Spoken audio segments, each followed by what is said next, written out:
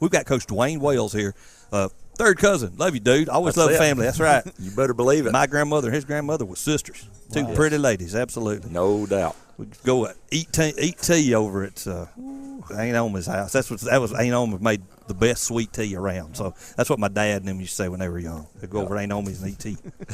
It was some good times, no doubt about it. Good times, absolutely. Elkmont football. Yes. Now, see, here, Coach, everybody's listening. Coach Pugh, if you're still listening, Bama Zach down there. Coach Pugh is now the most tenured coach in the county, in Limestone County. But second is Coach Duane Wales, and you've been coaching at Elkmont for 1 year. 1 year. That's what I'm talking about. That's what I'm talking about. Now, there's a lot of new coaches here in the county, and we're glad. Had 3 of them on last week, and Coach Bond's come back in this morning. We'll have Coach Davis in a little bit later. But, dude, we've been talking about everybody else's football program but you. And I love your attitude, how you coach these kids and how you get them in and instruct them. And what's the team looking like this year, brother? Well, it's not bad. We've made a lot of improvements from last year in the weight room. That's one thing I've been very pleased with.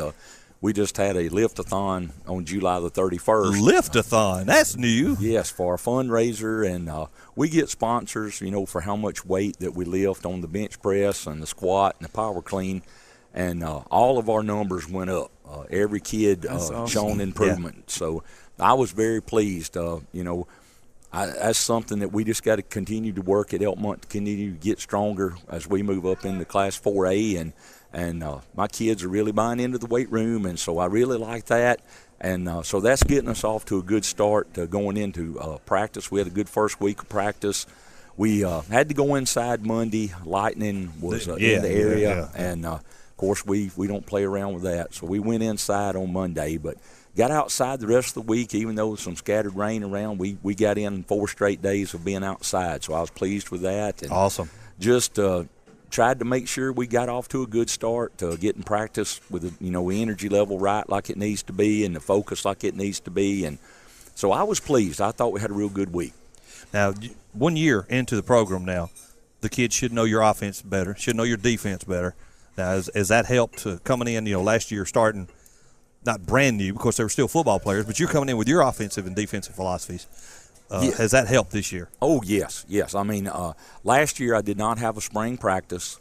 Wow. I just went right into the fall brand new, and that really – we had to do a lot of install over the summer, and we were still trying to figure things out as we went into fall camp. And it's just been so much better now because we had a spring practice. What we installed in the spring is what we had, basically ran last fall. So we ran it again this spring. We've worked on it all summer. As we went into this week, we've just trying to sharpen up everything and get our minds back on everything that we ran this spring and last fall. And so it has just been so much a better comfort level, I guess, from my kids because they're understanding all our terminology now and what we're trying to achieve. So I feel like we're so far ahead now compared to this time last year. I would imagine so, especially without spring football last year. Yes. Yeah, they got the assignments are already fresh. Did you lose many from your last year senior wise? I did. I lost 10 guys, and but we had a good group coming back. I've got 12 seniors this year. Hey, that's solid. And so got a lot of good young kids. My biggest class on the whole team right now is our 9th graders. Okay. We've got about 15 of those, and so they're good young kids, and we got a pretty good balance on our other 3 grades. Probably my juniors is my smallest group right now, but which will be young. After we graduate, those guys that will be seniors this fall, but. I'm real excited. We've just got a lot of kids that's coming out and a lot of kids that's working hard. And that's all I ask. If you give me everything you got, hey, whatever it turns out, we'll be pleased with it. Now, how many kids you got come out? I've got 40 total. Really? Yes. That's a good number. Yes, 49 through 12, and then I've got 23 7th and 8th graders. Wow, that is good. So we're pleased with our numbers. That's awesome. Man, that's 73 kids in the football program from 7th grade up. And not saying in Elkmont, but Elkmont's it's not a James Clemens or anything. That's a good number. Yes. I'm very, very pleased. How many of them could wrestle? There you go. I got a few that if they got a hold of me, I believe it'd be a hard time getting them off. Duane, talk about your region. Well, moving up to 4A, we're going to be in a challenging region this fall. We have Brooks that's moving down from 5A. Oh, my goodness. And yes, they have a very good team. A lot of kids coming back. Deschler is Another goodness. And they're in our region. We got Central Florence, Wilson, Rogers, West Limestone. And so it's Region 8, is that what that is? It is. It's Region 8 and 4A. Yes, He's just playing west of Elk River. Pretty much. I am. We're headed that direction. So it's going to be a challenge. I told our kids, we moved up to 4A by 6 kids. Really? Wow. Wes Morgan moved up by 3, and we moved up by 6. So wow. Us and Wes Morgan are at the bottom of the heap in 4A. But I told our kids, it's you don't make excuses about it. We play one game at a time, and we're gonna give it everything we got. And I think that playing good competition makes you better. Oh yeah, no doubt. And so as we continue to build this program in year 2, I just embrace the games we have. We'll have these opponents for 2 years, and just got to get after them. Now, how many people down there at the barbecue place said, "Now, Coach, we're going to beat Ardmore this year"? Oh, that's the number one question that I get all the time is, are we going to beat Ardmore? It's just a great rivalry. It's been going on since, I know my grandfather played in it in the early 1930s. And so that game means a lot to a lot of people on both communities. And with me getting to coach at Ardmore for 6 years before coming back home to Elkmont, it was interesting to see the rivalry from that side. And just being a part of it, me and Zach were Coach Legg, and that first year was at Boss Hill, and they were like 4 and 5 deep back behind the concession stand. I'm like, wow, this is the rival. Oh, it is. It's very important. The great thing about it, and I tell our kids all the time, if you win your senior year, you sort of get bragging rights for life, and yeah, that's true. That's sort of pretty nice. So we were very fortunate to win my senior year at Elkmont. So, I've got those bragging rights for the rest of my lifetime, and but it's good. It's a good rivalry. It's very intense. What year was that, Coach? That was the fall of '86. The fall of '86. I was thinking it was a few days ago. Yes, it was. It was. And remember, I didn't say what the score was or what all happened. I just know that we won. That's all that that matters. Get that W. And 30 some odd years later, that's all that matters. It's a different kind of rivalry because it's early in the year and not at the end. Like you think a lot of rivalry games are. Exactly. I don't know why or how it sort of got into that, but when we played them in '86, it was Game 4. And now we've played traditionally Game 1 the last several years, and this last year it was Game 2, and this year it'll be Game 2, and of course we'll be again next year. But it is, you sort of get to see what's going to happen early on, and it sort of gets both teams going off on their season. Yeah. But gives the fans something to talk about. It creates interest very early in August. Oh, yeah. Now, you play week 0?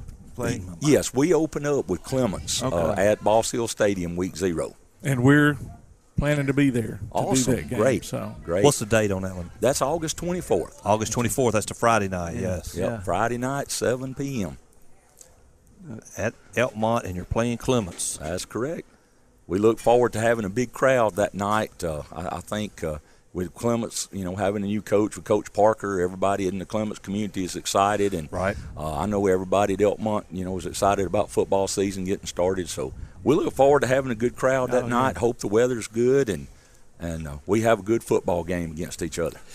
We talked to Coach last week about the storm that come through and blew the visitors' bleachers down. So I think he said they had 2 away games and then 1 off week, so they got 3 extra weeks to get their bleachers back.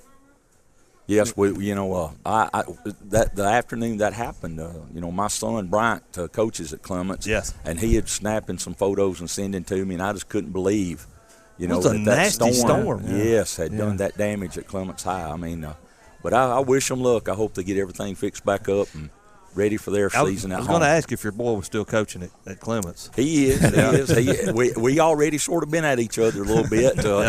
We still got a couple of weeks before we play. So keep it toned down until just let it slowly. Yeah, we're supposed to eat at my mother's tonight, so we just want to keep peace at the dinner table.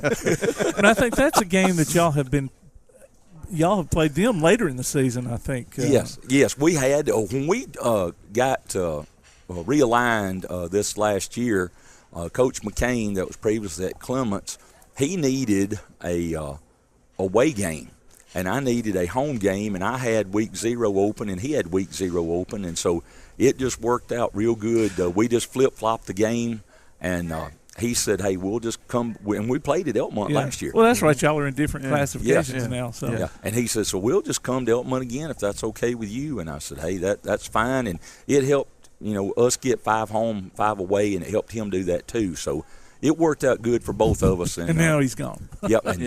But it's so strange, that we ended the season with Clements, and now we're going to begin the season with Clements. So.